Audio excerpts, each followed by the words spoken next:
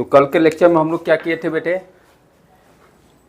Lorentz force के बारे में स्टडी किए थे। लॉरेंज फोर्स बेसिकली क्या है, उसमें हम लोग नेट फोर्स की बात करते हैं। किस टाइप की फोर्स, जब दोनों फील्ड प्रेजेंट हो, electric field and magnetic field. ये बोथ फील्ड आर प्रेजेंट, जैसे दोनों मैग्नेटिक फील्ड बी और इलेक्ट्रिक फील्ड दोनों फील्ड प्रेजेंट है, राइट। तो हम क्या देखते हैं, कोई चार्ज यदि फॉर एग्जांपल रेस्ट में है जिसका कि मास m दिया हुआ है, v0 इनिशियली रेस्ट में है, तो हम क्या देखते हैं, दोनों फील्ड के कारण इस पर फोर्स कितना लगेगा और दोनों फोर्स को ऐड कर देंगे, वो नेट फोर्स देगा।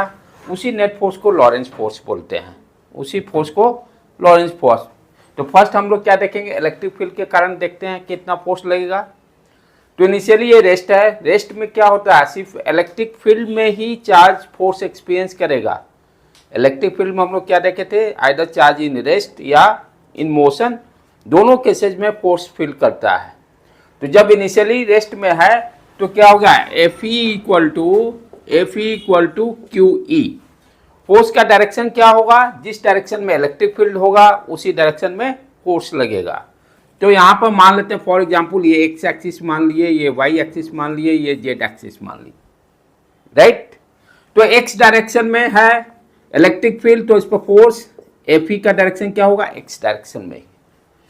और मैग्नेटिक फील्ड के कारण देखें क्या हो रहा है, मैग्नेटिक फील्ड में हम लोग क्या जानते हैं, यदि चार्ज रेस्ट में रहता है तो कोई फोर्स फील नहीं करेगा। मैग्नेटिक फील्ड फोर्स तभी एक्सपीरियंस होता है when charge in motion, when charge in motion. But initially क्या है, ये रेस्ट में है, इनिशियली रेस्ट में है, तो जिसके कारण क्या होगा, कोई फोर्स फील नहीं करेगा। तो initially magnetic force F M क्या हो गया, 0। लेकिन यहां पर क्या देख रहे हैं कि जैसे ही इनिशियली रेस्ट में चार्ज है उसके बाद फोर्स कितना लग रहा है, F E equal to Q E. इस फोर्स के कारण इस चार्ज में एक्सीलरेशन आ जाएगा। मान लेते हैं एक्स डायरेक्शन में एक्सीलरेशन गया, एक्स डायरेक्शन में इलेक्ट्रिक फील्ड है, sorry electric field x direction में है, तो एक्सीलरेशन भी एक्स डायरेक्शन में, क्योंकि फोर्स का वही डायरेक्शन है। m into X equal to Q E. What is x? x is equal to Q E upon m। इस एक्सेलरेशन के कारण क्या होगा कि ये चार्ज का वेलोसिटी सर्टेन टाइम के बाद इंक्रीज करेगा। व्हाट इज द वेलोसिटी, हम लोग पढ़े थे, vx is equal to u plus ax, ux plus ax into T. Initially क्या था, चार्ज रेस्ट में है, इसलिए ये velocity 0। What is the value of x? x is equal to Q E upon M into T. यानी ये charge जो है जैसे जैसे टाइम बढ़ेगा इसका वेलोसिटी इंक्रीज करेगा। और डायरेक्शन क्या होगा इस चार्ज का मोशन का, along the x axis, along the x axis. अच्छा, अब मैग्नेटिक फील्ड के कारण देखेंगे क्या हो रहा है। हम जानते हैं कि मैग्नेटिक फील्ड के डायरेक्शन यहाँ पर बी और भी दोनों का डायरेक्शन सेम हो गया। फॉर्मूला क्या है, F equal to Q B cross B. तो दोनों का डायरेक्शन सेम हो गया। थीटा क्या हो गया, यहाँ पर 0 डिग्री। थीटा 0 डिग्री होने का मतलब साइन थीटा 0, साइन थीटा 0 होने का मतलब मैग्नेटिक फोर्स 0 हो गया। तो सिर्फ क्या लगेगा, only electric field. What is the direction of path, straight line. Last case जो मैं कल नहीं बता पाया था दोपहर में, अमन उस प्रॉब्लम को सॉल्व कर रहा था, दिया हुआ था ऑब्जेक्टिव बिट। वो क्या था कि यदि इलेक्ट्रिक फील्ड मैग्नेटिक फील्ड दोनों परपेंडिकुलर हो, कल का सारे केसेस क्या थे, electric field magnetic field both are in parallel, और डिफरेंट डिफरेंट केसेस देखे थे हम लोग। फिर यहाँ वेलोसिटी का डायरेक्शन वाई डायरेक्शन में चार्ज का देखकर वो सारे केसेस स्टडी किए थे। लास्ट केस कल एक छूट गया था, वो क्या था, if electric field and magnetic field both are perpendicular. कैसे जनरेट करेंगे, एक प्लेट लेते हैं, राइट, दो प्लेट इस तरह का प्लेट ले लिए, एक पर पॉजिटिव चार्ज एक पे नेगेटिव चार्ज। पॉजिटिव चार्ज से नेगेटिव चार्ज की तरफ इलेक्ट्रिक फील्ड का डायरेक्शन हो जाएगा। तो यहां पे यही काम कर रहे हैं, इस पर पॉजिटिव चार्ज ले लिए और इस पर negative charge. What is the direction of electric field, positive से नेगेटिव इनफॉर्म रहेगा, पॉजिटिव से नेगेटिव इलेक्ट्रिक फील्ड का डायरेक्शन हो गया। अच्छा, यहां पे क्या देख रहे हैं, ये इलेक्ट्रिक फील्ड और magnetic field both are perpendicular. Magnetic field को इनसाइड ले लेते हैं, perpendicular to the plane, cross से इसको शो कर दिए, सब जगह इन्फॉर्म है। अब डायग्राम से देखो, इसको हम एक्स एक्सिस मान लेते हैं, इसको वाई एक्सिस मान लेते हैं, परपेंडिकुलर टू द प्लेन को जेड एक्सिस। तो मेरा क्या होगा, इलेक्ट्रिक फील्ड किस डायरेक्शन में है, आपका वाई डायरेक्शन में। देखो ऊपर से नीचे निगेटिव वाई डायरेक्शन में। तो ये ऑरिजिन लेते हैं, तो ये इलेक्ट्रिक फील्ड का डायरेक्शन हो गया। मैग्नेटिक फील्ड का डायरेक्शन क्या है, परपेंडिकुलर टू द प्लेन, यानी इनसाइड दी जेड, सॉरी ये थोड़ा सा डायग्राम को, हाँ जेड डायरेक्शन में मैग्नेटिक फील्ड हो गया। क्लियर यहां पर कॉन्सेप्ट। अच्छा, अब यहां पर हम मान लो कोई चार्ज पार्टिकल को इंटर करता है क्यू बी वेलोसिटी से, बी वेलोसिटी से इनिशियली मान लेते हैं बी नॉट वेलोसिटी से इंटर कर रहा है। अब इसका मोशन किस तरह का होगा, ध्यान से अब इसको देखो, यहां पर क्या क्या हो रहा है। पहले इलेक्ट्रिक फील्ड के कारण समझो क्या हो रहा है। इलेक्ट्रिक फील्ड किधर लग रहा है, निगेटिव वाई डायरेक्शन में। चार्ज जैसे ही इंटर करेगा तो ये इस पर क्या लगेगा, ये फोर्स लगना चालू होगा इधर। मैग्नेटिक फील्ड को अभी तत्काल भूल जाओ। इलेक्ट्रिक फील्ड क्या है, नीचे डायरेक्शन में ये चार्ज पार्टिकल को फोर्स लगाएगा ना, एफ ई नीचे, जैसे जैसे आगे मूव करेगा इस तरह से फोर्स लगाएगा।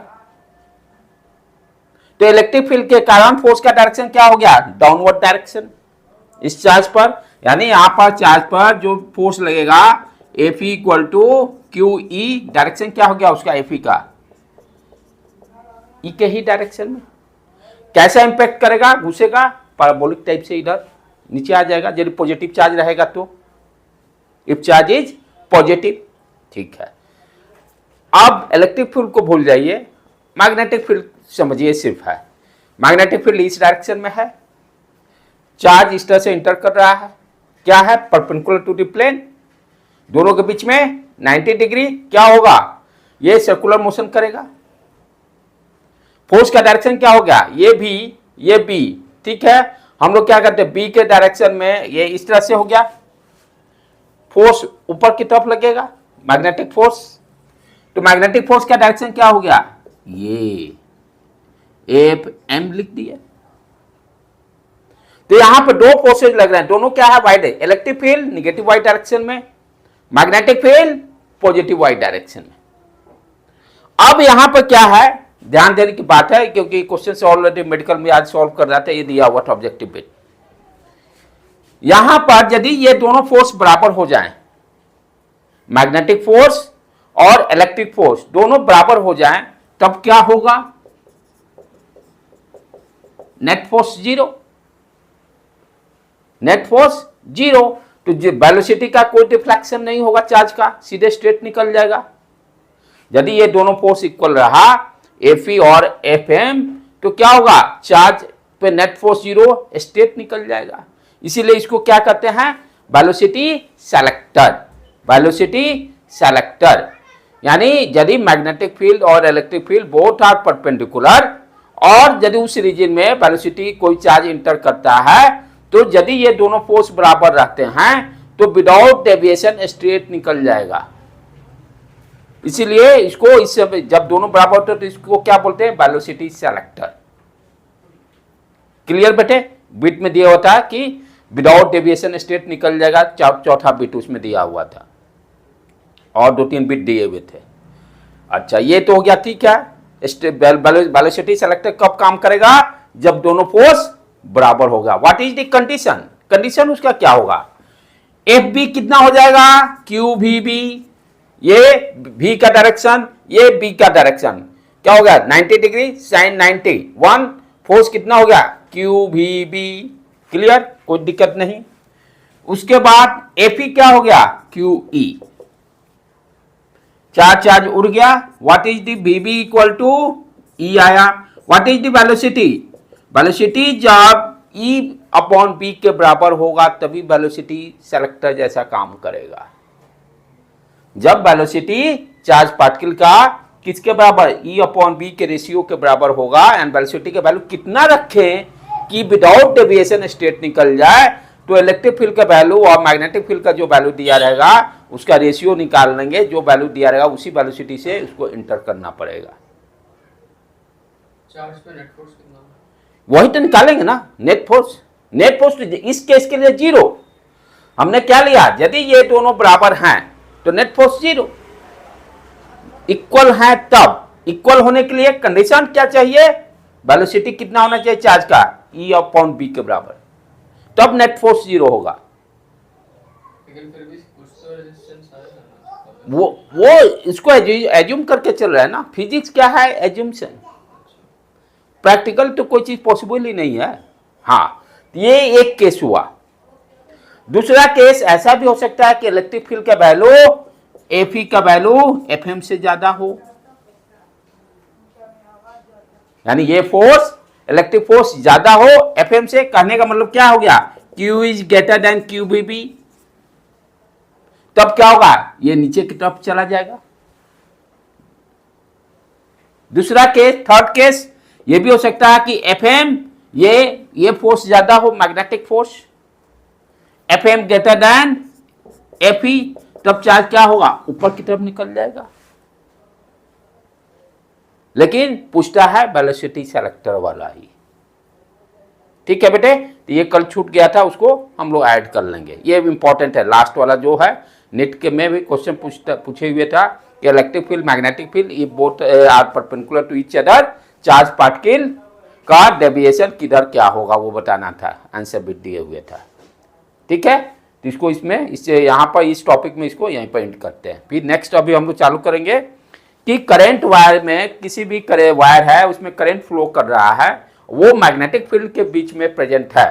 उसका अभी क्या था, मैग्नेटिक फील्ड दिया हुआ था, चार्ज पार्टिकल मोशन कर रहा था, तो हम लोग फोर्स एनालिसिस किए। अब क्या करेंगे, कोई वायर है जिसमें करंट फ्लो कर रहा है, उसके कारण देखेंगे उस वायर पर फोर्स किस डायरेक्शन में मैग्नेटिक फील्ड दिया रहेगा। तो चार्ज जब मोशन करने का मतलब ही है कि करंट फ्लो होगा, बस थोड़ा सा उसको एनालाइज करेंगे। इसके बाद वही वाला टॉपिक हम लोग स्टार्ट करते हैं। ठीक है बेटे।